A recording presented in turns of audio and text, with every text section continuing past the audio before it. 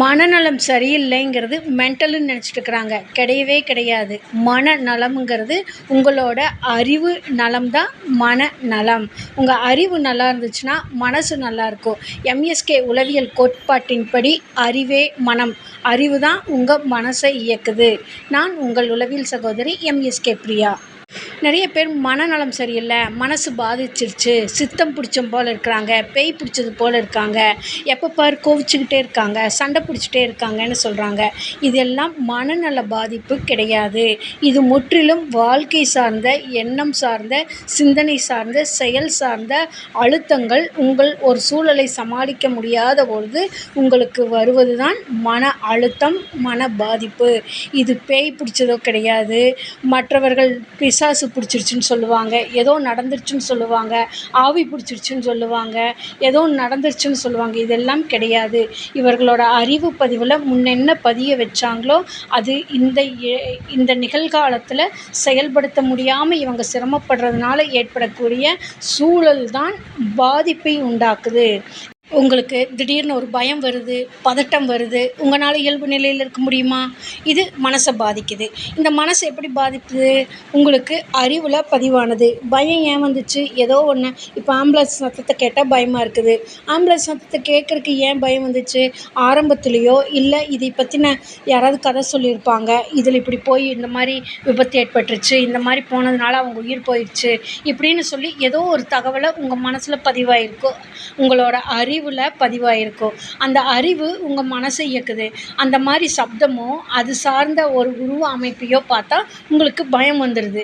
இதே மாதிரி தான் வாழ்க்கையில் ஒவ்வொரு இடத்துலையும் ஒவ்வொரு வார்த்தைக்கும் ஒவ்வொரு கேட்டதுக்கும் நீங்கள் பதிய வச்சுக்கிட்ட அறிவு உங்களுக்கு ஒரு பாதிப்பை உண்டாக்குது. அதுதான் மன பாதிப்புன்னு சொல்கிறோம். இது நீங்கள் கவனிக்காமல் விட்டுட்டீங்க, பின்னாடி சரியாயிரும். ஆரம்பத்துல எல்லாம் அப்படி தான் இருக்கும், கொஞ்ச நாள் கழித்து சரியாயிரும். உலகத்துல எல்லாம் யாரும் வாழலையா அப்படின்னு நீங்களே கேள்வி கேட்டு நீங்களே பதில் சொல்லிட்டு இதை காலம் சரியில்லை, நேரம் சரியில்லை, எல்லாம் வந்துச்சுன்னா சரியாயிரும்னு சொல்லிட்டு தேவையில்லாத தகவலை மறுபடியும் இதை சார்ந்து தேடி தேடி கண்டுபிடிச்சு மறுபடியும் ஒரு தகவலை சேகரிக்கிறப்ப தான் இது உங்களுக்கு இந்த பாதிப்பு அதிகமாகி உடல் சார்ந்த பாதிப்பை உண்டாக்குது. அப்போ ஒரு பயம்ங்கிறதுக்குள்ளே இத்தனை இருக்குது. இதே மாதிரி ஒரு பதட்டம் வர்றதுக்கு, தலைவலி அடிக்கடி வர்றதுக்கு, உங்களோட யாராவது கூட பேச பிடிக்காமல் இருக்கிறதுக்கு, இல்லை தனக்கு ஏதாவது நடந்துருமோன்னு ஒரு அதீத பயம், எப்போவுமே கனவில் ஏதாவது ஒரு சிந்தனை வந்துக்கிட்டே இருக்கிறது, தொடர்ந்து கனவு பயம் வந்துகிட்டே இருக்கிறது, பாம்பு கடிக்கிற மாதிரி, யாரோ துரத்துற மாதிரி, பேய் பயம் வர்றது, இது எல்லாமே உங்கள் அறிவில் பதிவானது தான். இந்த அறிவை நாங்கள் ஸ்டெப் பை ஸ்டெப்பாக கன்சல்ட் பண்ணி அதிலிருந்து வெளியில் கொண்டு வர்றதுக்கான உளப்பகுப்பாய்வு செய்து வழிகளை உருவாக்கி நீங்கள் அது செய்கிறப்ப அதிலிருந்து விடுபட முடியும். இது ஒரு நாள் 2 நாளில் கண்டிப்பாக சரி பண்ண முடியாது. அதற்கு காலம் நேரம் தேவைப்படும். அதை நீங்கள் உங்களோட ஒத்துழைப்பு இருந்தால் மட்டும்தான் அது சரி செய்ய முடியும். இப்போ உங்களுக்கே ஒரு பிரச்சனை, வேலைக்கு போக முடியல, இல்லை சம்பளம் பத்தலை, வீட்டில் ஒரே பிரச்சனையாக வருது. இதுக்கு வீட்டில் இருக்கிறவங்க வந்து வேறு வேலைக்கு போ, நல்லா வேறு கோர்ஸ்லாம் படிங்க, நல்லா டெவலப் ஆகுங்க, நல்ல வேலைக்கு போ, 1,00,000 சம்பளம் வாங்கினா முடியுமா? முடியலை. அப்போ இது கூட நீங்கள் போராடிட்டு இருக்கிறீங்கள்ல, இதுதான் பிரச்சனை வருது. இதுதான் வாழ்க்கை பிரச்சனைன்னு சொல்கிறோம். அதே மாதிரி உங்கள் வீட்டில் இருக்கிற குழந்தைங்க வந்து படிக்கிறதுக்கு சிரமப்படுறாங்க. அவங்களோட நடத்தையில் பல பிரச்சனைகள் வருது. அவங்க ஒபே பண்ண மாட்டேங்கிறாங்க, யார் எது சொன்னாலும் கேட்க மாட்டேங்கிறாங்க. அப்படின்னா உங்களுக்கு நிம்மதி வருமா? அந்த குழந்தைய நினச்சி கவலைப்படுவீங்க, வேதனைப்படுவீங்க. மற்ற குழந்தைங்க மாதிரி இவன் ஏன் படிக்க மாட்டேங்கிறான், இவன் ஏன் ஸ்கூலுக்கு போக மாட்டேங்கிறான், இவன் ஏன் இப்படி பிரச்சனை பண்ணுறான், ஏன் இந்த ஸ்டூடெண்ட் இப்படியே பண்ணிகிட்ருக்குறாங்க, மற்றவங்கள மாதிரி நம்ம நிம்மதியாக இருக்க முடியலையேன்னு வருத்தப்படுறீங்க.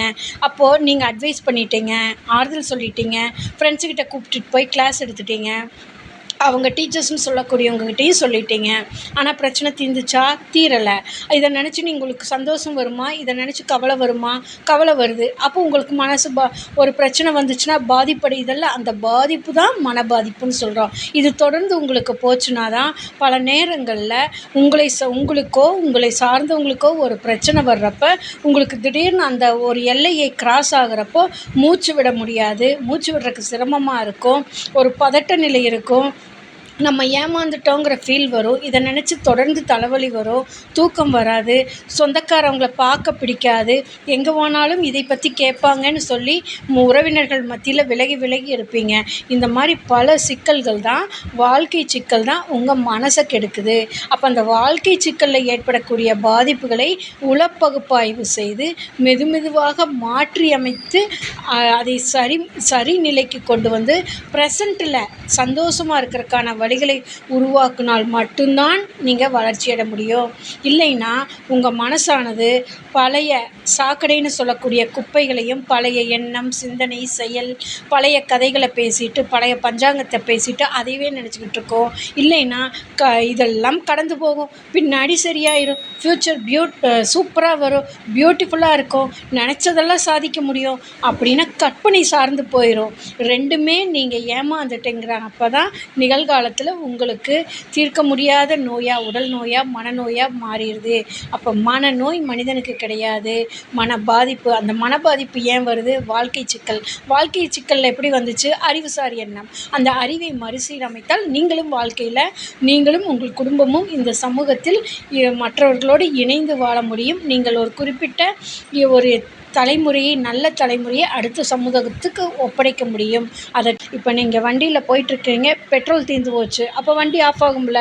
அதே மாதிரி நீங்கள் ஒரு செயல், அது உங்கள் குடும்பத்துக்கோ, உங்களுக்கோ, உங்களை சார்ந்தவங்களுக்கோ ஏதாவது ஒரு பிரச்சனை வந்தால் நீங்கள் அமைதியான நிலையில் இருக்க முடியுமா? இருக்க முடியாது. அதுதான் மனநல பாதிப்புன்னு சொல்கிறோம். அப்போ இந்த மனநல பாதிப்பு உங்களுக்கோ, உங்களை சார்ந்தவங்களுக்கோ வருதுன்னா எந்தெந்த வகையில் வரும்னு பார்த்தோம்னா, வாழ்க்கை சூழல் உங்கள் ஆரம்ப காலகட்டத்திலிருந்து இன்னைக்கு வரைக்கும் நீங்கள் பார்த்தது, கேட்டது, கெட்டது இதுதான் உங்களோட அறிவில் பதிவாயிருக்கும். அந்த அறிவு தான் உங்கள் மனசு இயக்குது.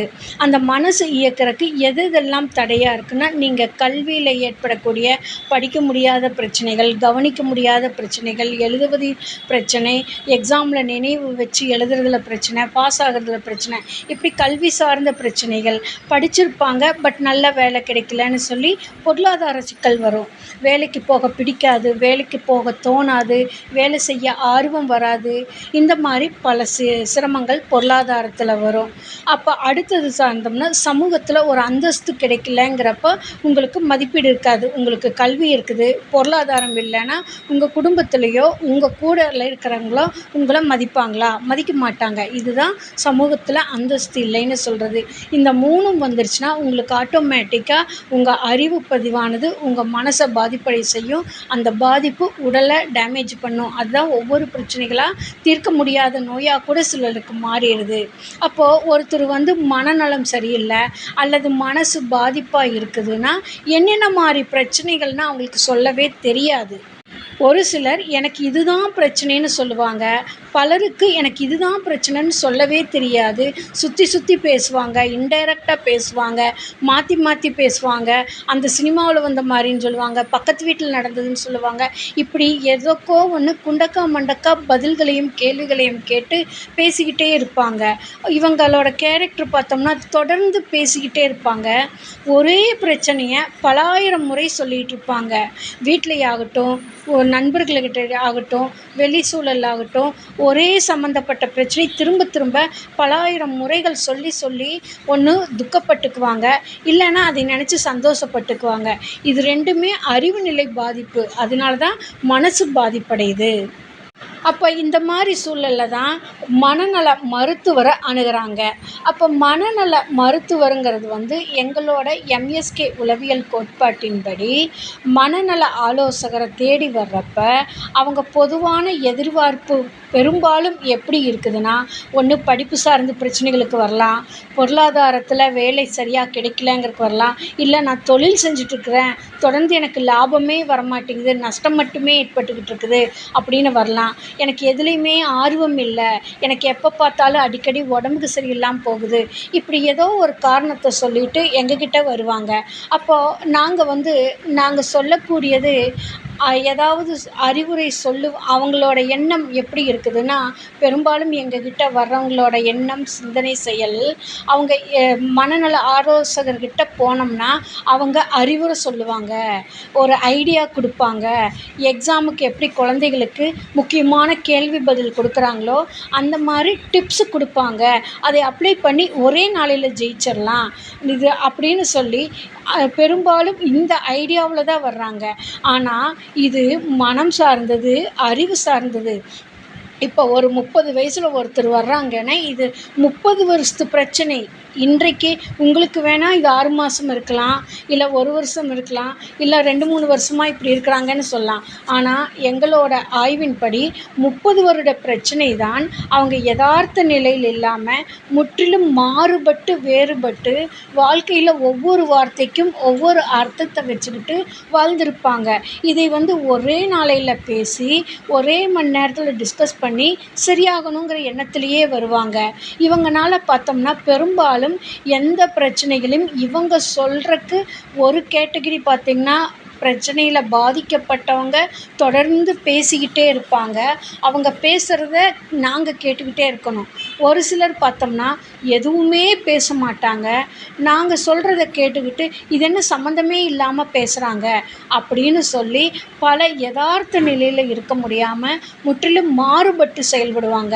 இதுதான் பாதிப்பு அடைஞ்சிருக்குது. அவங்களோட அறிவு பாதையில பாதிப்பு அடைஞ்சிருக்குதுன்னு சொல்றோம். நாங்க மனநலம்னு சொல்றது இல்ல, அறிவு நலம் தான் சொல்றோம். அறிவு தான் ஒரு மனுஷனை இயக்குது. அந்த அறிவு வாழ்க்கையில பார்த்தது, கேட்டது, கெட்டது.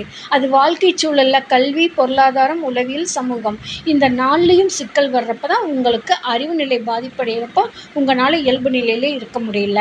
அப்போ நீங்க பெரும்பாலும் இந்த மாரி பாதிக்கப்பட்டவங்களோ, ஒரு சக்சஸ் ஆக முடியலைன்னோ சொல்றவங்க, பெரும்பாலும் இயல்பு நிலைக்கு மாறுபட்டு தான் இருப்பாங்க. இப்ப எப்படி ஒரு எக்ஸர்சைஸ் போய் உடம்பு கிடைக்கிறக்காக ஒரு இடத்துக்கு போறாங்களோ, அங்க போயிட்டு ஒரு மெம்பர்ஷிப் ஆயிட்டா உடம்பு குறைஞ்சிருமா? இல்ல அட்டெண்டன்ஸ் டெய்லி போட்டுட்டு வந்துட்டா குறைஞ்சிருமா? ஸ்கூல்ல போய் குழந்தை டெய்லி அட்டெண்டன்ஸ் போட்டு வந்தா பாஸ் ஆயிருது. அதே மாரி வெயிட் ரெட்யூஸ் பண்றக்கு டெய்லி அட்டெண்டன்ஸ் போட்டு கையெழுத்து போட்டு வந்துட்டா ரெட்யூஸ் ஆயிருமா? அங்க போய் பல பயிற்சிகள் செய்றோம்ல, எக்ஸர்சைஸ் பண்றோம், வாக்கிங் பண்றோம், ஃபுட் கண்ட்ரோல் பண்றோம், தொடர்ந்து ஆக்டிவிட்டி பண்றோம். அப்பதானே அந்த உடம்பு குறையுது. இது எதுவுமே பண்ணாம, நான் அங்க போனேன் எனக்கு குறையல, அவங்க சரியில்லன்னு சொன்னா இது ஏதாவது எடுத்துக்க முடியுதா? அந்த மாரி தான் பெரும்பாலும் சொல்றாங்க.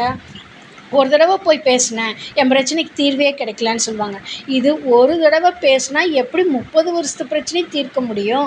நீங்க 30 வருஷத்துல எத்தனை ஒரே வார்த்தைக்கு எத்தனை அர்த்தத்த பதிய வச்சிருப்பீங்க? எந்த மாரி சிந்தனையில செயல்பட்டுருப்பீங்க? எந்த மாரி செயல்பாட்டுல வாழ்ந்திருப்பீங்க?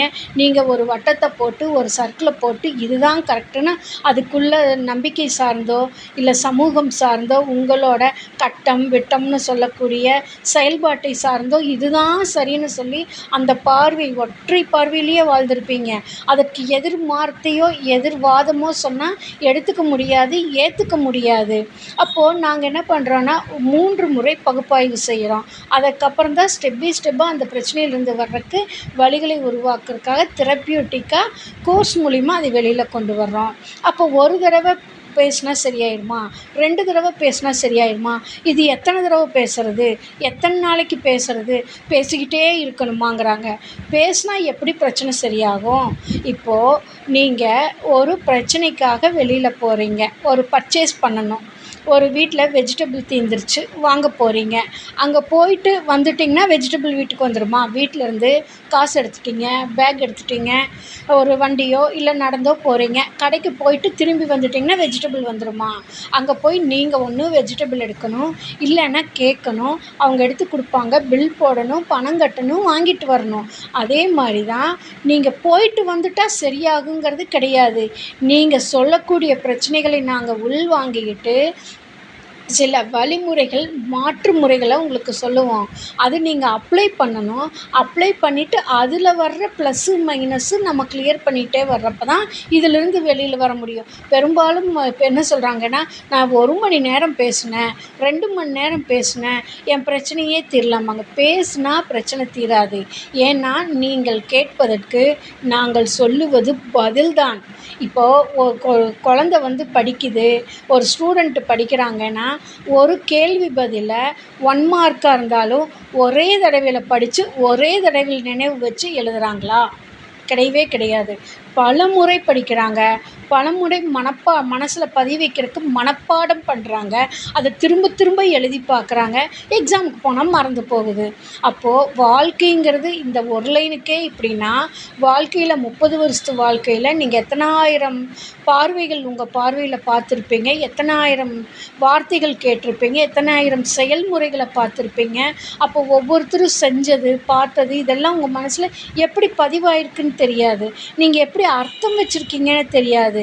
நாங்கள் இதை உள பகுப்பாய்வு செய்கிறப்ப தான் ஸ்டெப் பை ஸ்டெப்பாக நாங்கள் மென்டார்ஷிப்புன்னு சொல்கிறோம். உங்கள் மைண்டுக்கு நாங்கள் பார்ட்னராக இருந்து நீங்கள் பேசக்கூடிய வார்த்தைகள், எண்ணங்கள், சிந்தனைகள் எப்படியெல்லாம் போகுதுன்னு நீங்கள் டிஸ்கஸ் பண்ணுறப்ப நாங்கள் உங்கள் கூடயே ட்ராவல் பண்ணி சின்ன சின்ன மாற்றத்தை ஒவ்வொரு தடவை டிஸ்கஸ் பண்ணுறப்போ ஒவ்வொரு மாற்றத்தை கொண்டு வர்றப்ப தான் அதிலிருந்து நீங்கள் வெளியில் வர முடியும். இது எத்தனை நாளுங்கிறது கணக்கில்லை. சரியாகிற வரைக்கும் ஒர்க் பண்ண வேண்டியதாக இருக்குது. இப்போ ஸ்கூலில் எல்கேஜிக்கு சேர்த்திட்டீங்க. ஐயோ எத்தனை நாள் ஆகும், ஐயோ சீக்கிரம் வந்துடுவாங்களா, சீக்கிரம் டாக்டர் ஆகிடுவாங்களா, சீக்கிரம் இன்ஜினியர் ஆகிடுவாங்களான்னா முடியாது. +2 வரைக்கும் படிக்கணும், அப்புறம் காலேஜ் படிக்கணும், அப்புறம் ப்ராக்டிஸ் பண்ணணும், அதுக்கப்புறம் தான் டாக்டர் ஆக முடியும். அதே மாதிரி தான் உங்களோட பிரச்சனைக்கு நீங்கள் ஒவ்வொரு முறை டிஸ்கஸ் பண்ணுறப்பவும் நாங்கள் சொல்கிறத நீங்கள் அப்ளை பண்ணிவிட்டு அதை ஃபாலோ பண்ணிவிட்டு அதில் வர்றதை கிளியர் பண்ணிட்டு வர தான் நீங்கள் ஒரு செயல்பாட்டிலேருந்து ஒரு எண்ணத்துலேருந்து வெளியில் வர முடியும். இதைத்தான் நாங்கள் சொல்கிறோம். எங்களோட உளவியல் ரீதியில் ஒரு செயல்பாட்டை, ஒரு கெட்டதை நீங்கள் ஒரு தடவையோ 2 முறையோ 5 முறையோ பார்த்தா மனசில் ஆழமாக பதிஞ்சிரும். உதாரணத்துக்கு நீங்கள் ஒரு சினிமா பார்க்கலாம், பாட்டு கேட்கலாம், உங்கள் மனசில் எப்படி பதியுது? அதே மாதிரி நீங்கள் ஒரு புத்தகத்தை படித்தா மனசில் பதியுதா? பதியல. ஒரு நல்ல விஷயத்தை செய்யணும்னு நினச்சா முடியுதா? முடியல. அப்போது ஒரு கெட்ட சிந்தனைக்கு சீக்கிரமாக உள்ளே போகுது. ஆனால் ஒரு நல்ல விஷயத்தை நாங்கள் உங்களுக்கு உள்ளே போட்டு செயல்படுறதுக்கு 400 முறை ஒர்க் பண்ண வேண்டியது இருக்குது. நீங்களும் அதுக்கு ஒர்க் பண்ணணும். அப்போ தான் அதுக்கு ஒரு சேஞ்ச் வரும், டெவலப்மெண்ட் வரும். நான் எதுவுமே செய்ய மாட்டேன், தானாக சரியாகணும்னு ஆகாது. படைத்த ஆண்டவனே வந்தால் கூட இது செயல்படுத்த முடியாது. இப்போ உடம்புக்கு சரியில்லை, காய்ச்சல்னு ஹாஸ்பிட்டல் போகிறீங்க, டாக்டர் இன்ஜெக்ஷன் போடுறாரு. அந்த இன்ஜெக்ஷன் நான் போட்டுக்க மாட்டேன்னு சொன்னால் காய்ச்சல் சரியாகாது. அந்த இன்ஜெக்ஷன் போட்டால் தானே காய்ச்சல் சரியாகுது. அதே மாதிரி நாங்கள் சொல்லக்கூடியதை மெதுவாக உங்களோட அறிவு பதிவில் நீங்கள் பதிவேற்றிக்கிட்டு செயல்முறைப்படுத்தும் பொழுது மட்டும்தான் வளர்ச்சி கிடைக்கும். பேசினால் வளர்ச்சி கிடைக்காது. அப்போ பேச்சின்பம்னு சொல்கிறோம். ஒரு சிலருக்கு பார்த்திங்கன்னா பேசிக்கிட்டே இருக்கதா தோணும். அப்போது அந்த பேச்சில் பலாயிரம் அர்த்தங்களை வச்சுக்கிட்டு அதை கமெண்ட் பண்ணி ரசித்து சிரிச்சுக்கிட்டு இருப்பாங்க. அப்போ நக்கல் பேச்சுக்கள், இங்கே பேசுனது போய் இன்னொருத்தர்கிட்ட சொல்லி ரசிப்பாங்க, இன்னொருத்தர்கிட்ட கமெண்ட் பண்ணி இன்னொருத்தர்கிட்ட இப்படி போய்கிட்டே இருப்பாங்க. இந்த உழைப்பற்ற பேச்சாகவும் பயனற்ற பேச்சாகவும் அவங்களுக்கு தேவையற்ற சிந்தனை, எண்ணம், செயல் இவங்களுக்குள்ளே பதிவாயிட்டு தான் இவங்களுக்கு செயல் தடையை உண்டாக்குது. அப்போது எங்கள் உளவியல் வழிகாட்டுதலின்படி ஒரு நல்ல எண்ணத்தை உங்களுக்குள்ளே போடுறதுக்கு 400 முறை நாங்கள் போட்டால் நீங்கள் 400 முறை ஒர்க் பண்ண வேணும். அதே மாதிரி நீங்கள் ஒரு செயல்பாட்டை வெளியில், ஒரு பிரச்சனையிலிருந்து வெளியில் வரணும் அப்படின்னா 800 முறை அதை பதிய வைக்க வேண்டியது இருக்குது, செயல்படுத்துறதுக்கு ஒர்க் பண்ண வேண்டியது இருக்குது. அப்போது ஒரே தடவையில் செஞ்சு ஒரே தடவையில் ஜெயிக்கணுங்கிறது சாத்தியம் கிடையாது. அப்படின்னு பார்த்தா ரன்னிங் ரேஸில் ஒரு தடவை ஓடி பழகிட்டு எல்லோரும் ஃபஸ்ட்டாக வந்துடுவாங்கள்ல. கிரிக்கெட்டில் எதுக்கு இத்தனை வருஷக்கணக்காக விளையாடுறாங்க? ஃபுட்பால் மேட்ச்சுக்கு எதுக்கு வருஷக்கணக்காக ப்ராக்டிஸ் பண்ணுறாங்க? ஒரே தடவையில் அடித்து பழகிட்டு கோல் போட்டுட்டு வந்துடலாமில்ல, செஞ்சுரி அடிச்சுட்டு வந்துடலாமில்ல. அப்போது அறிவு பழக்கம் வேறு.